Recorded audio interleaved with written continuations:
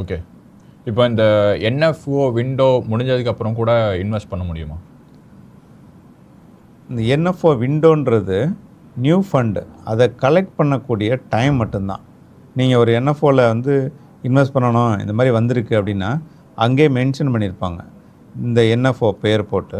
So it is NFO பீரியட்னு போட்டிருப்பாங்க. From 3rd to 25th of particular month அப்படின்னு போட்டு ஒரு விண்டோ வச்சுருப்பாங்க. அது 7 டேஸு, 3 டேஸு, 5 டேஸ், 7 டேஸு, அது பர்டிகுலர் தீமை பொறுத்து. ஸோ அது ஈக்விட்டியா, டெட்டா, லிக்விடா அதை பொறுத்து ஒரு விண்டோஸ் ஓப்பன் ஆகும். அந்த விண்டோக்குள்ளே யாரெல்லாம் அப்ளை பண்ணுறாங்களோ நியூ ஃபண்டில் அவங்களுக்கு ஒரே ப்ரைஸில் எல்லாருக்கும் அலாட்மெண்ட் கிடைக்கும். அந்த என்எஃப்ஓ விண்டோக்குள்ளே நீங்கள் அப்ளை பண்ணுறீங்க.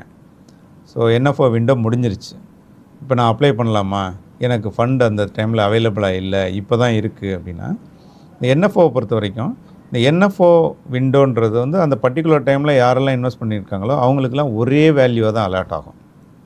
என்எஃப்ஓ விண்டோ எப்போ முடியும்னா 5 to 7 டேஸில் வந்து என்எஃப்ஓ திருப்பி ஓப்பன் ஆகும். இதில் வந்து open ended fund, closed ended ஃபண்டுன்னு 2 ஆப்ஷன்ஸ் இருக்குது. ஓப்பன் ஹேண்டட் ஃபண்டு இமீடியட்டாக ஓப்பன் ஆகுது, அதாவது 5 to 7 டேஸில் ஓப்பன் ஆகுது. க்ளோஸ்ட் ஹேண்டட் ஃபண்டுன்றது அந்த விண்டோவோடு முடிஞ்சிடும், அதை யாரும் திருப்பி அப்ளை பண்ண முடியாது. ஸோ லேட்டராக நீங்கள் அப்ளை பண்ணாலும் அதை அப்ளை பண்ண முடியாது.